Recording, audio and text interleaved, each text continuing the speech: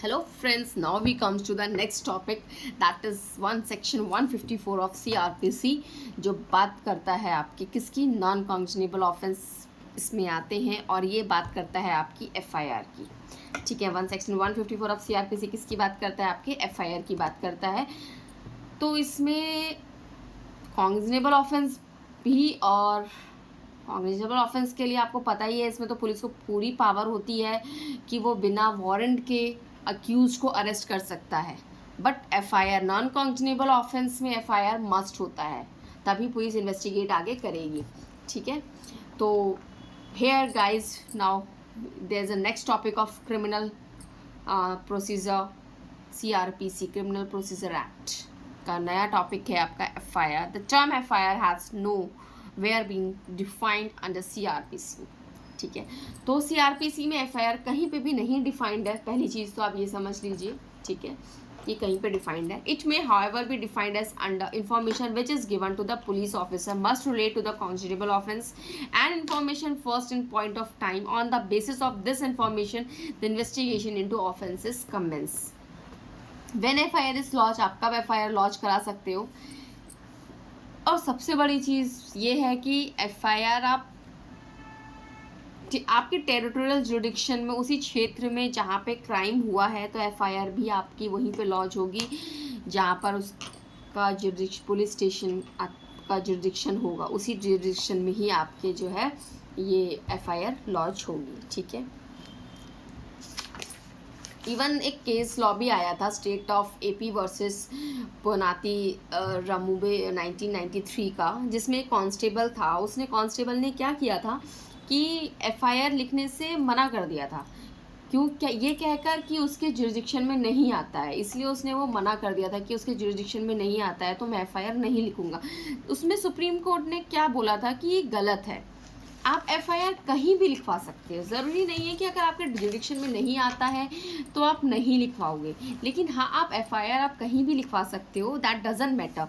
तो उसमें जो है the police constable refuses to record the complaint on the ground said that police station no territorial jurisdictions over the place of the crime. It was held by the Supreme Court that refusing to record the complaint directions of the on the part of constable, ठीक है, direction duty on the part of the constable, ये गलत है। आपको FIR लिखनी ही पड़ेगी। अगर आपके पास कोई आया है FIR के लिए तो आपको FIR लिखनी ही पड़ेगी। आप उसे ये कह के मना नहीं कर सकते हो कि वो आपके जुडिक्शन में नहीं आता, because any lack of territorial jurisdiction could not have prevent the constable from recording information about the congenital offences. ठीक है, see there is the objects of FIRs: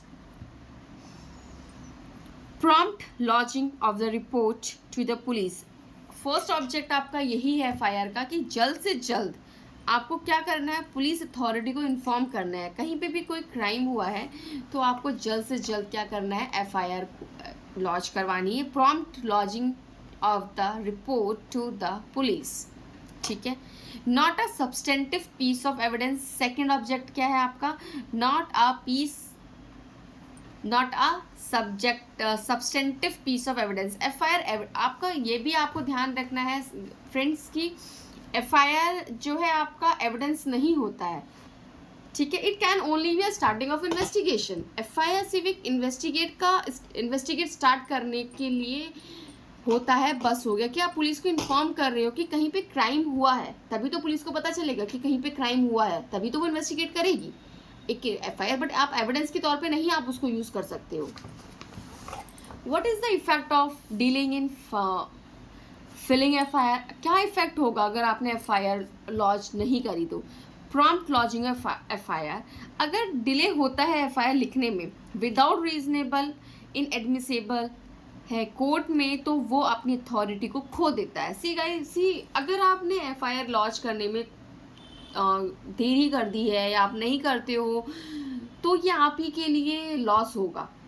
आपको फिर आप कैसे, पुलिस कैसे इन्वेस्टिगेट करेगी कहीं पे क्राइम हुआ है, दैट इज ये आप ही की अथॉरिटी को नुकसान पहुंचाएगा।